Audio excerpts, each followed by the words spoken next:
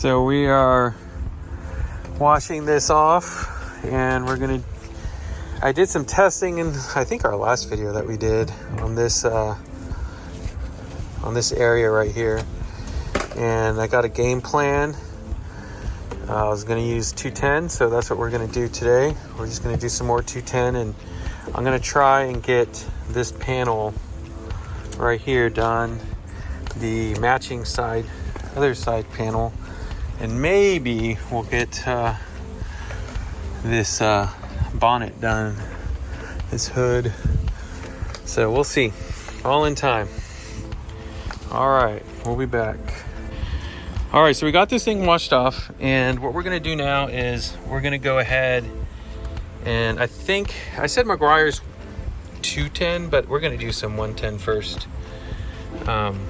You can see here lightly, like this line here, that's where we had tape on from when we were doing the test. But there are a bunch of little marks and Mars here that we're gonna try and pop out. So we'll see how this goes. We've got these like Mars here. We've got some dead paint here.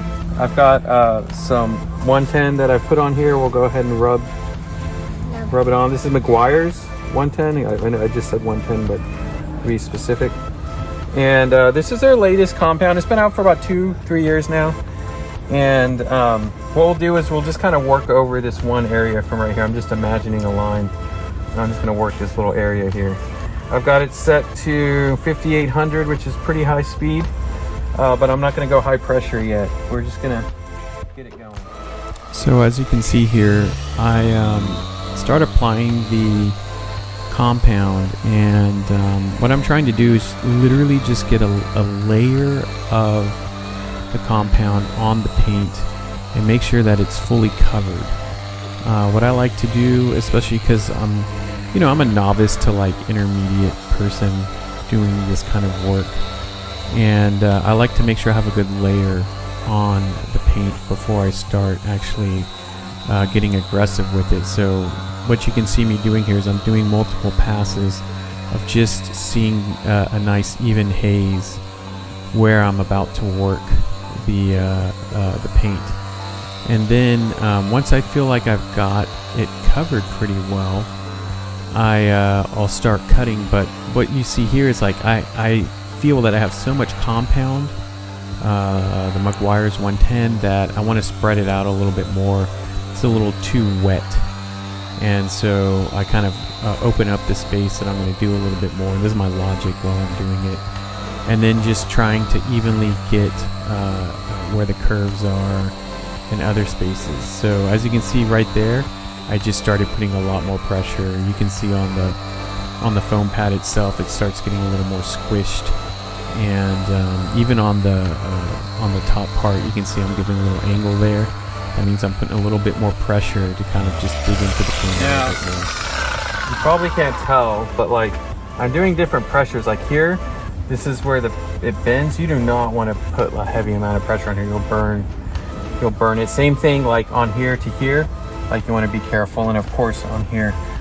So the most pressure I put was going to be on the part that's going to have the most exposure to rain and soot, which is going to be right here, this flat side, and then this side, and then this tip right here. But it's all on how much pressure you put. As you can see, like we picked up a lot of scaling, but we had washed this pretty good, so it's actually pretty clean for what we just did. So we'll wipe this off now and see how it looks. We're just wiping this down after a second pass, and yeah, we got it knocked way more down now. Oh my god. That's man, you didn't see it. Yeah, I mean, you can still see the marks, which we were talking about this off camera, about how I'm not trying to take these marks out. If you go to take these marks out, you're really just taking out the clear coat. But what you want to do is you want to polish them enough so that they don't glare like they had been. And that's what we accomplished, was that, like, or at least that's my opinion. I mean, there's always somebody online that's going to prove me wrong about this. My opinion is that you don't get rid of scratches, you polish scratches so that they blend in. Because if you're getting rid of scratches, unless you have a paint gauge and you're Larry Casilla on Ammo NYC or something like that, or Kevin Rose, Jason Rose, you're probably not gonna make it. You're probably gonna get all the way through to the paint and start seeing colors on your pad, which is what we don't want. So the next area I'm gonna try and get is this one. And as you can see, it just has a bunch of light scratches, watermarks, like right here. And so we're gonna again do the 110. Since it's a flat space, it again just takes a lot of the beating. This is the area we just did with the 110. We'll go back over it with 210 in just a bit. But I got this panel done. You can see it still has like some, you know, deep scrapes. If you've been following this project, you know this car needs a lot of work as I pan into the engine bay. So we're just taking things a little bit at a time. Here we are, we got the rear deck area done. And wow, does it look totally different. It does not have the hazing that it had. It still has scratches like we talked about. Let me see if I can zoom in. Yeah, you see them? You can still see scratches if I zoom in. But even just, that was at 2x, is 1x. I mean, if you get further away, you don't see them as much. And for a car that, you know, like we talked about, this is definitely one way to make it look nicer without breaking the bank, is just cleaning it up enough. You know you're going to do more work on it. You know some of it may get more body work at some point, but you just want it clean enough so that you stay inspired as you work on this project.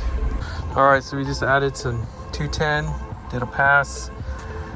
About to wipe it off. Let's see what this looks like. Woo! Wow. Yeah. This is just getting better and better. So, yeah. This McGuire's product I've really, really liked. I use chemical guys for a lot of stuff, but I really like this 110 and 210 product. I think it's really just, I don't know, it's a very meat and potatoes for me. It's like the standard, but I just feel like it does a really good job. So I'm sticking with it. All right. Yeah. All right. So we now have this fender done all the way to 210.